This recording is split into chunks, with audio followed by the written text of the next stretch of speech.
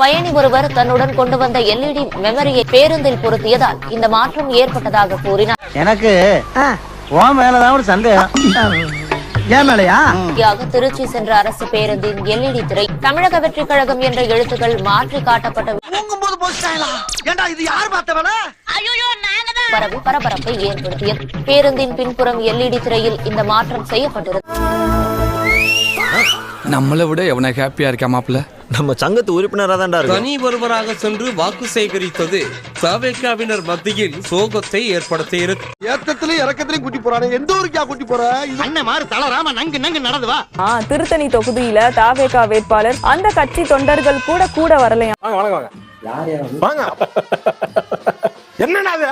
ஒருத்தர் மதிக்க மாட்டான். வழி விடுங்க. ஒரே ஒரு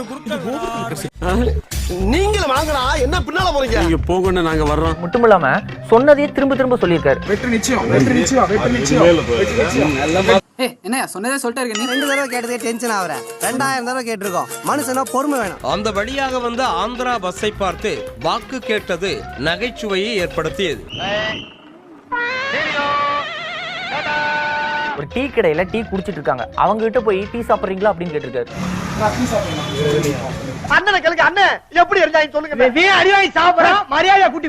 இந்த செய்தி குறித்து உங்களது கருத்து என்ன அப்படிங்கறத கமெண்ட்ல சொல்லுங்க. வேட்புமனுவை வாங்கி பார்த்த தேர்தல் நடத்தும் அதிகாரி அதிர்ச்சி அடைந்தார்.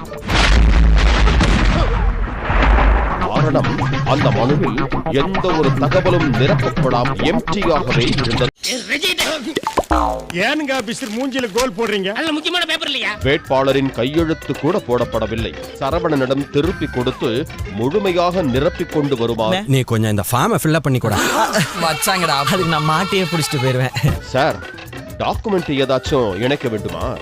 அவரது ஆதரவாளர் ஒரு அதிகாரியிடம் சிபாரிசு செய்தார். 10 வரையில 4 வரைக்கும் தப்பு இல்லாம இருக்குல்ல, அதுக்கு தகுந்த மாதிரி டிஸ்கவுண்ட் பண்ணி காம்ப்ரமைஸ் பண்ணி அனுப்ப வேண்டியதானே. அதற்கு மாலை 3 மணி வரைக்கும் இங்கதான் இருப்பேன், போய் ஒழுங்கா நிரப்பி கொண்டு வாருங்கள். பேங்க் இன்னைக்கு 1 மணி வரைக்கும் தான், அதுக்குள்ள திருத்தி எழுதி வாங்கி வந்துட்டீங்கன்னா இன்னைக்கே வாங்கிக்கலாம், இன்னைக்கு விட்டீங்கன்னா என்று அவர்களை வீட்டுக்கு திருப்பி அனுப்பினார் அந்த அதிகாரி.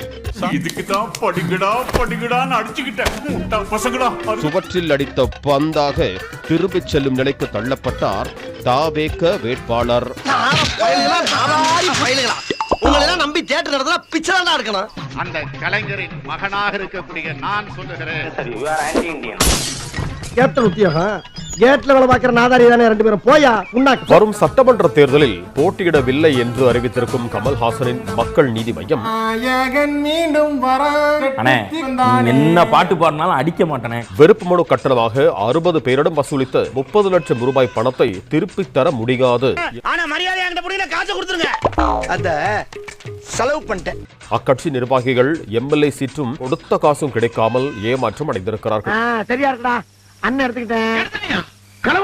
திருப்பு மனு கட்டணம் என்பது திரும்ப தரக்கூட கட்டணம் அல்ல, நான் ரீஃபண்டபிள் என்றும் கூறியிருந்தார். 25 லட்சத்துக்கு ஓட்டுட்டீங்களாடா. அந்த கட்டணத்தை கட்சி ரீதியாக கருதப்படும் எனவும் அவர் தெரிவித்திருந்தார்.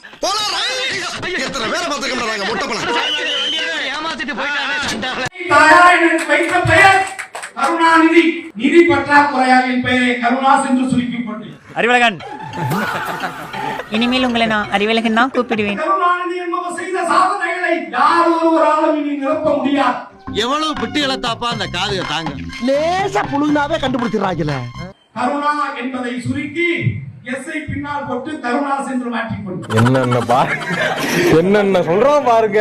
கம்பி கட்டுற கதையெல்லாம் எடுத்து போடுறாங்க. அவருடைய பெயரை தாண்டி இன்னொரு கருணாநிதி உருவாகவே முடியாது. மனுஷனா மானரசம் வேணும். அது மனுஷனுக்கு தானே. ஆமா இல்ல, என்னுடைய இயற்பெயராகிய பெயர் கருணாநிதி. நான் இருக்கக்கூடிய சின்னம் உதயசூரியன். பெரியவங்க யாரு இதுங்களா? பெரிய மனுஷங்க. இது ஒரு பீலாராணி, ஒரு பித்தளை கூட அம்முக்க வரும்போது என்கிட்ட சொன்னார், அண்ணா மீண்டும் நம்முடைய தலைவர் தான் ஆட்சி அமைக்க போறாரு, திராவிட மாடல் 2.2 ஆட்சி அமைய போகுது. நீ நினைக்கிற பேர்லாம் இங்க பண்ண முடியாது. என்ன சொல்றாருன்னு சொல்லுங்க. அவன் புதைக்கலாமா எரிக்கலாமா நம்மள சேர்த்துக்கிறான்பா.